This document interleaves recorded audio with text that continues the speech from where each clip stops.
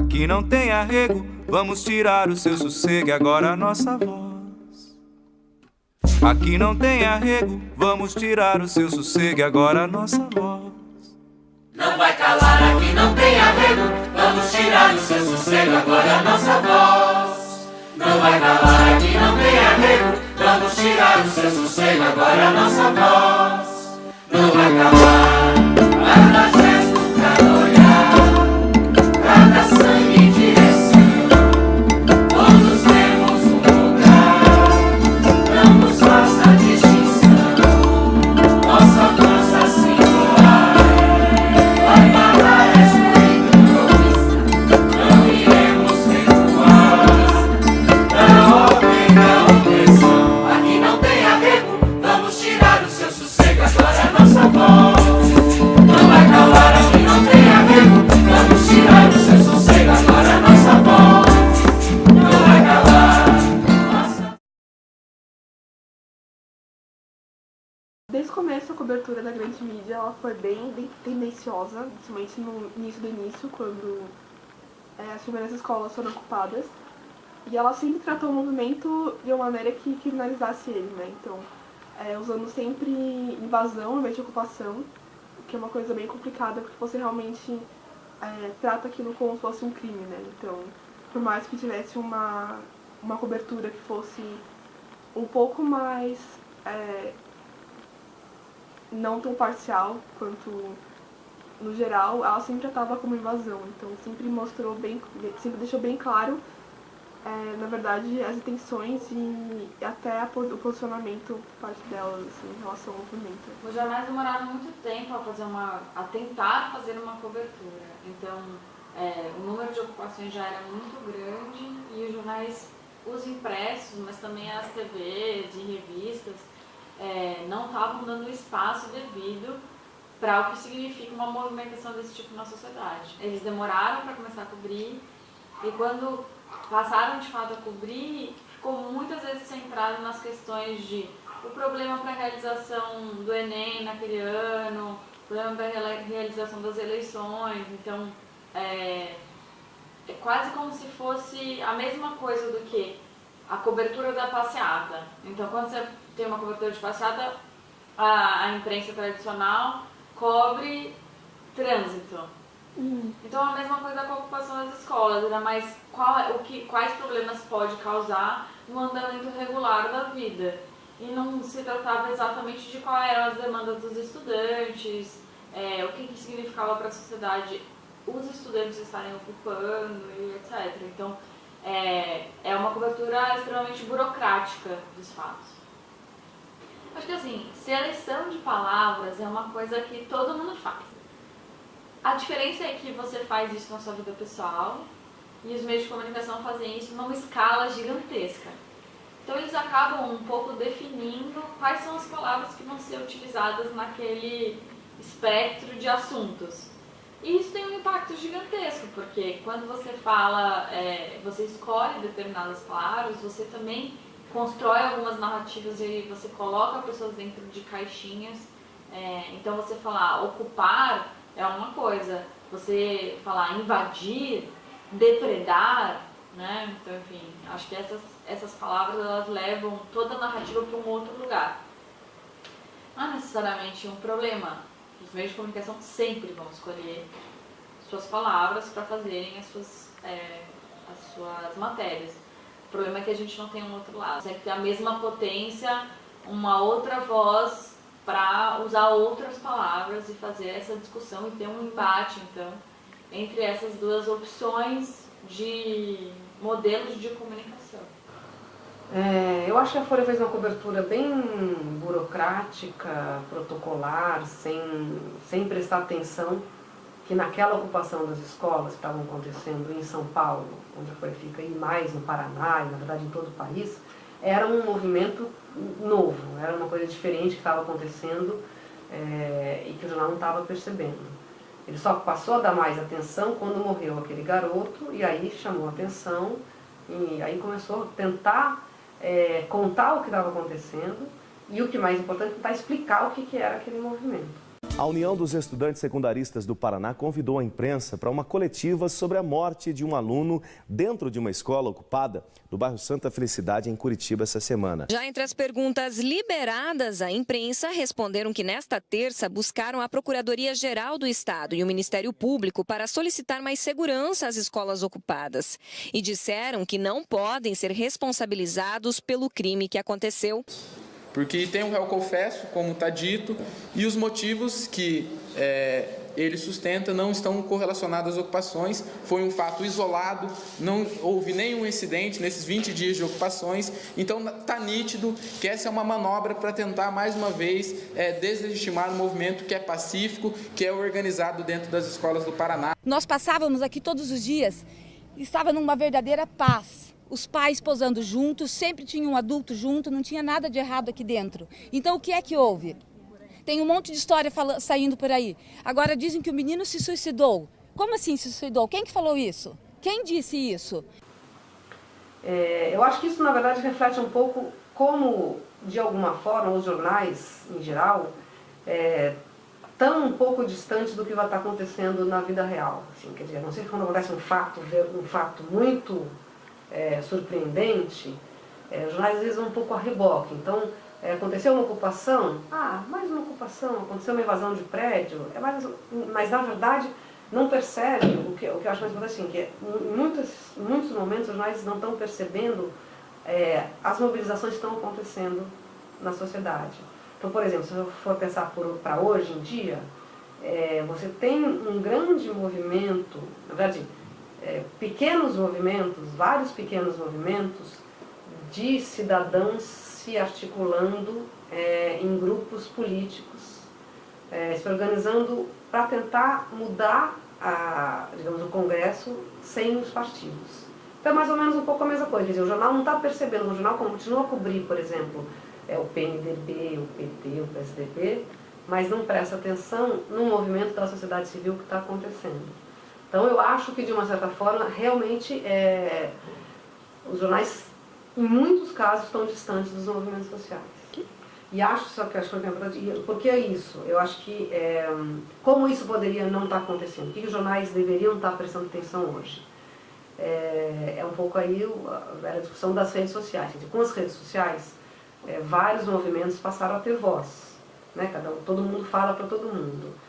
A mídia tradicional precisa descobrir uma forma de ouvir essas vozes e tentar entendê-las.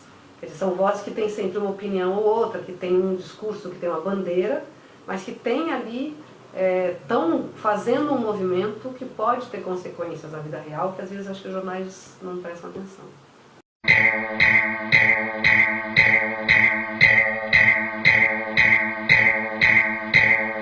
Ele diz que não tem superlotação das salas de aulas, ele diz que não vai voltar atrás dessa reorganização.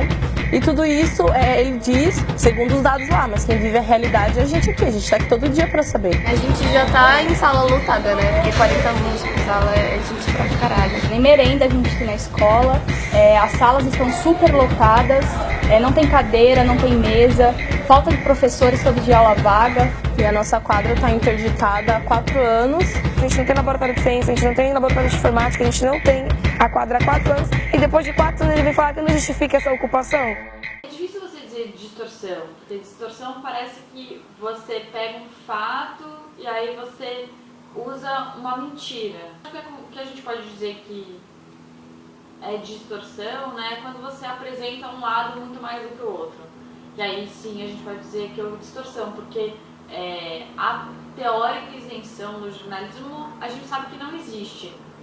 Mas quando você faz uma cobertura enviesada, talvez seja a melhor palavra, para o público aquilo não fica muito claro. Então o que a gente vê é esse enviesamento da cobertura. Então uma cobertura absolutamente focada nas questões de realização de outras atividades, de trânsito. A gente pode dizer que houve uma cobertura muito enviesada com foco nas fontes oficiais, né? Então as pessoas que estavam organizando o Ministério da Educação, então todas essas pessoas, as fontes oficiais, apareciam muito e o mesmo espaço não era dado para o outro lado. E o mesmo espaço não era dado, inclusive, para outras organizações que apoiavam as ocupações. Então, a gente pode dizer que houve uma cobertura altamente enviesada. Falando especificamente da Folha, né? Quer dizer, o objetivo, o jornal, claramente, no seu projeto editorial, no seu manual de direção, é um jornal que se define como apartidário, pluralista, etc.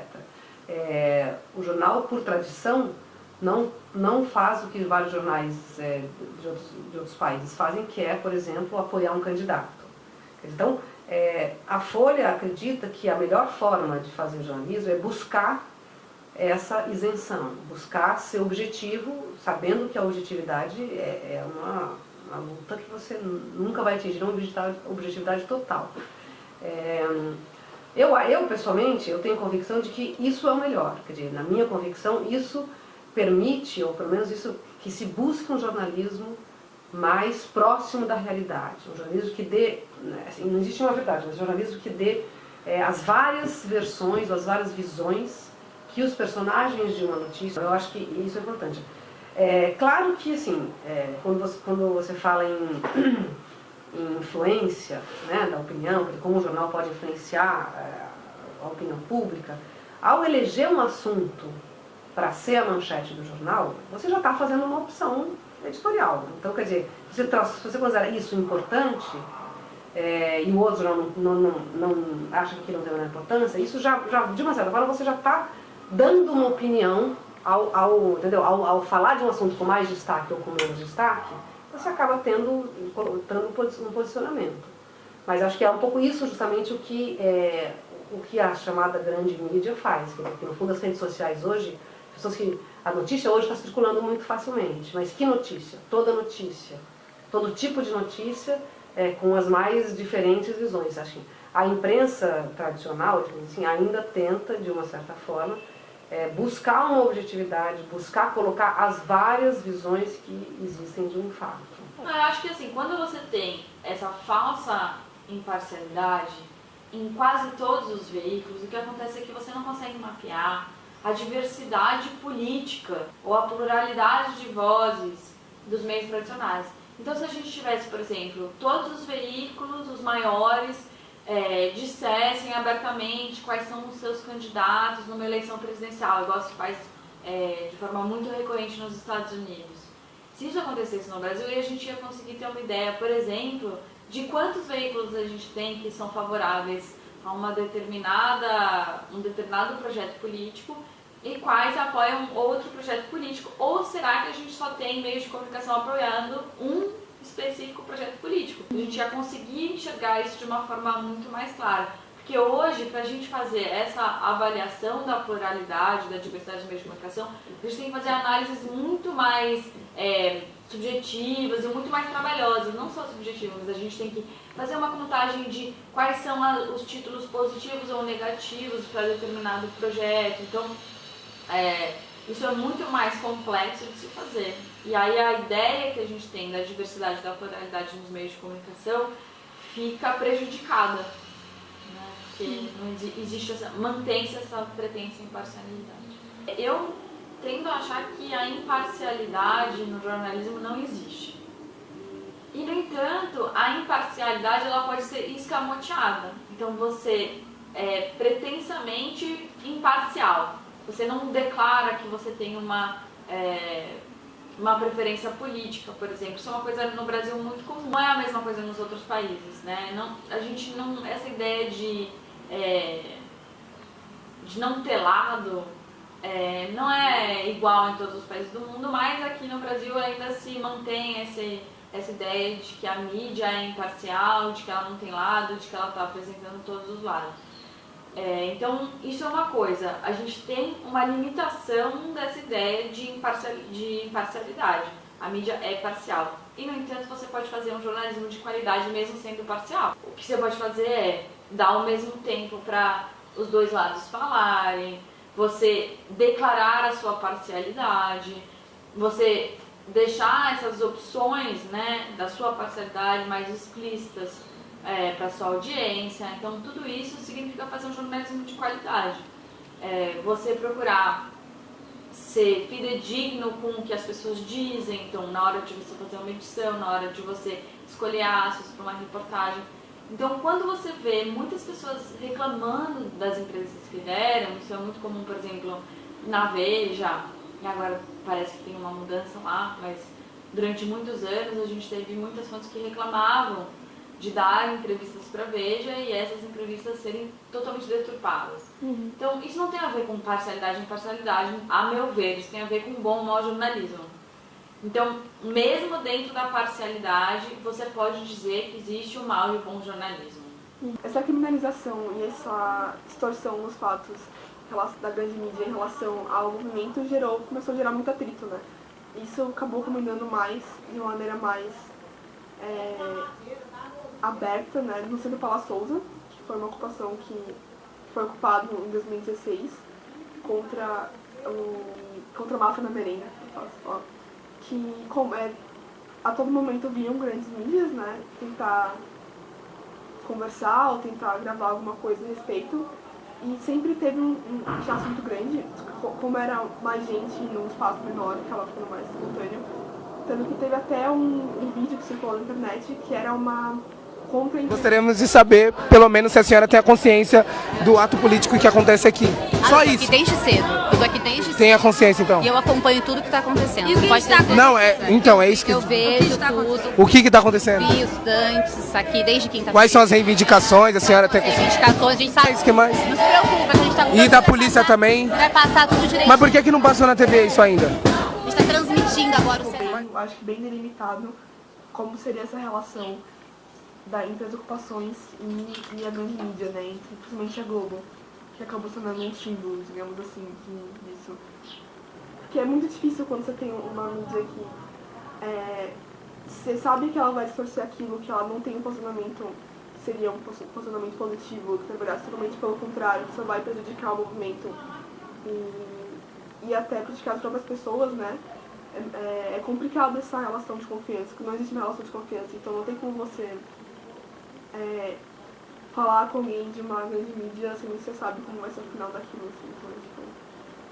À medida que os secundaristas, né, e apoiadores em geral foram percebendo que tinha uma distorção muito concreta, né, muito grande, e que era muito, aliás, prejudicava muito o movimento, começou a surgir iniciativas mais autônomas de compartilhamento do que acontecia dentro das ocupações, né. De uma maneira geral, até a mídia independente não conseguia ficar sempre cobrindo e sempre aconteciam muitas coisas. As próprias ocupações começaram a divulgar o que acontecia lá dentro, e posicionamentos e necessidades e questões de apoio também, como precisamos de chuveiro, precisamos de comida, começaram a compartilhar nas próprias páginas. Então foi um momento que o compartilhamento das informações dentro das ocupações começou a acontecer de uma maneira mais autônoma, mais dependente, sempre sendo compartilhada por outras pessoas e mídias, enfim, de outra maneira.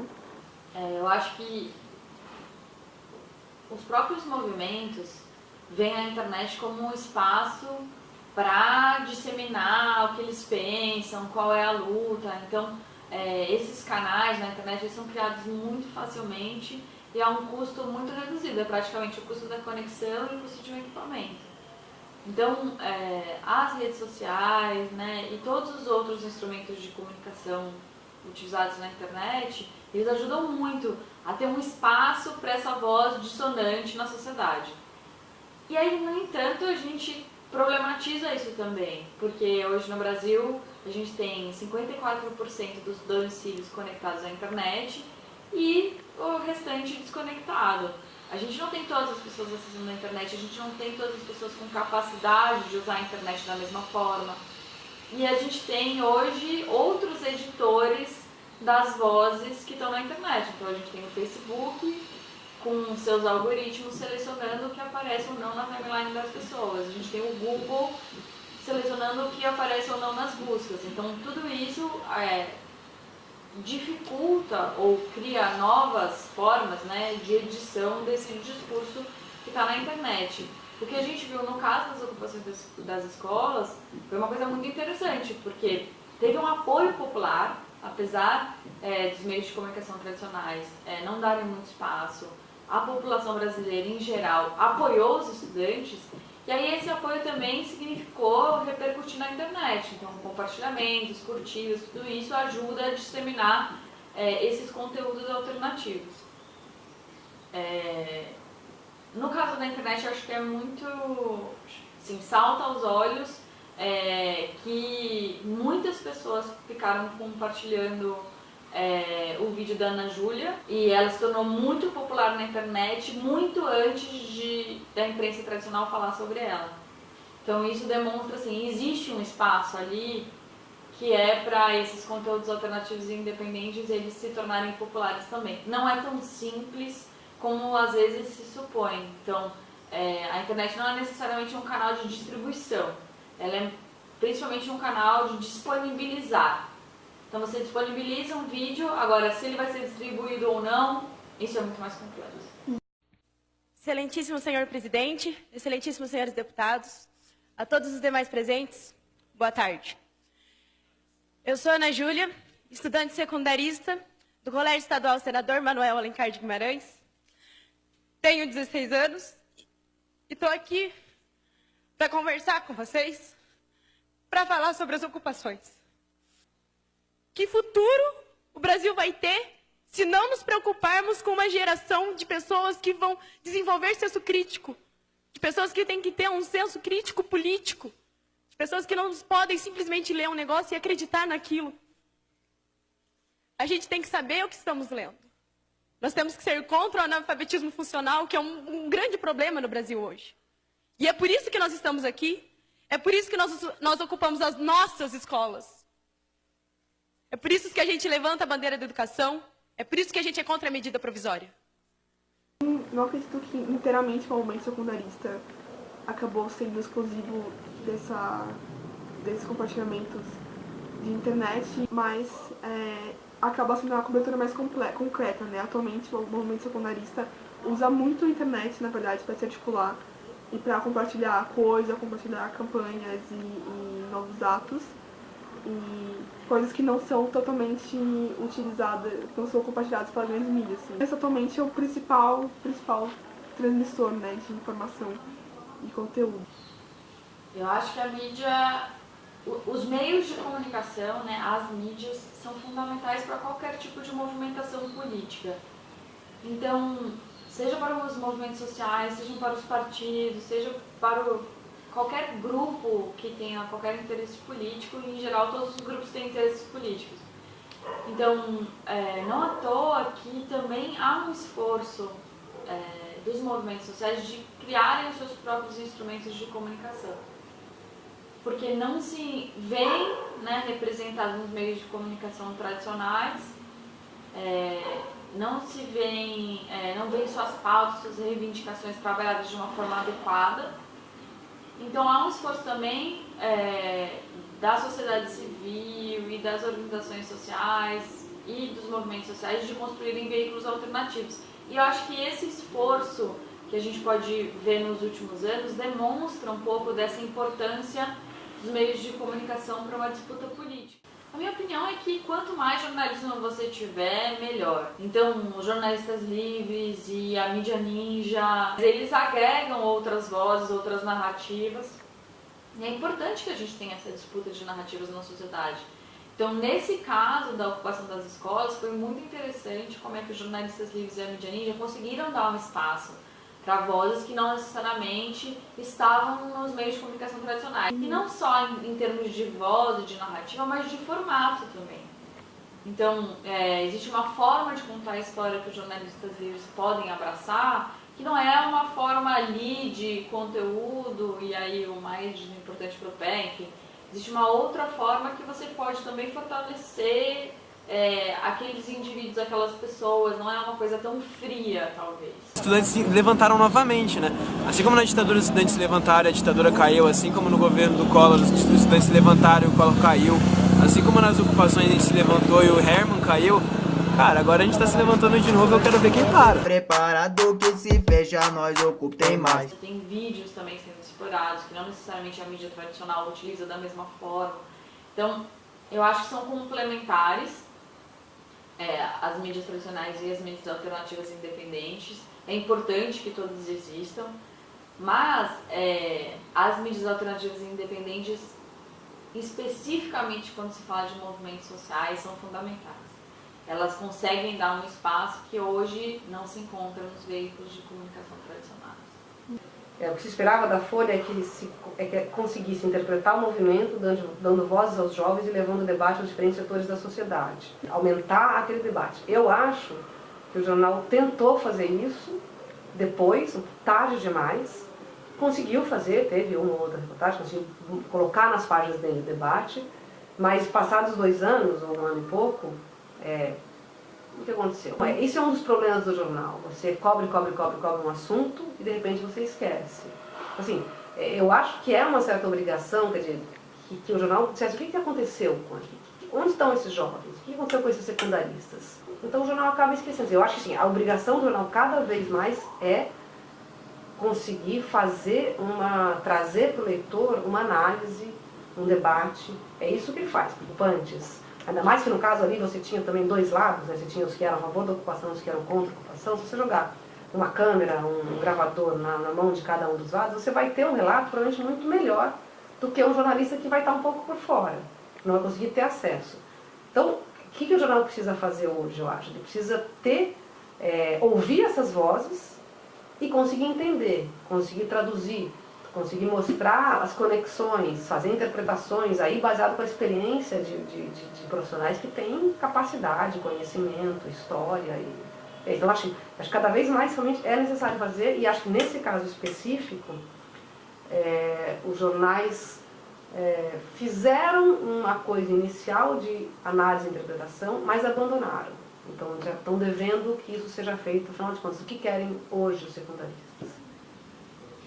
Eu acho que os grandes jornais e a mídia como um todo, e não só a mídia, mas também os produtos midiáticos, ficcionais, tudo isso influencia a opinião pública de uma forma muito forte. A ponto de ser difícil a gente saber o que é a opinião das pessoas e o que é a opinião da mídia. E há casos muito interessantes de como é que essas coisas vão sendo construídas e contornadas. Por exemplo,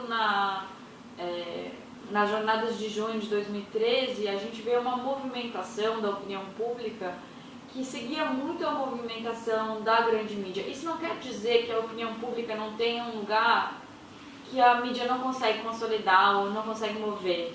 E no entanto, a gente pode dizer que, em geral, o que acontece é que a opinião pública tende a acreditar no que os veículos estão dizendo, né? Não à toa a imprensa é considerada o quarto poder, e tem pessoas que discutem se esse quarto poder seria assim, o primeiro, segundo, terceiro, quarto é a mídia, ou se, na verdade, a gente colocaria a mídia em outro lugar aí, entre o executivo, o legislativo e o judiciário. Essa manipulação da informação, né, da maneira que a grande mídia ela cobre os fatos, ela também, uma coisa que prejudica muito, muito até em relação à própria popularidade do movimento, né? Porque as pessoas não têm contato a esse tipo de coisa, não chegaram com essas informações, não chegaram a colar em ato ou não conhecem direito a questão do movimento, elas pegam muito uma informação que já está mastigada, já está voltada para um tipo específico de raciocínio. Então, a grande mídia vai passar uma informação que ela está sempre totalmente baseada no raciocínio, que ela vai contra o movimento. Então, você nunca vai mostrar os dois lados, talvez. Você vai só mostrar uma coisa que vai chegar num raciocínio específico, que é o objetivo que você quer, né? Isso, muitas vezes a gente estava indo para ato, ou a gente estava voltando de um ato, ou indo para 2 atos, alguma coisa assim. E as pessoas sempre ficavam estudante é vagabundo. Então eu pensa assim, como essa pessoa chegou a esse raciocínio, né? Não foi uma coisa que ela só acordou e falou assim, estudante é vagabundo. O cara que está na rua hoje, o estudante na rua, ele é muito burro.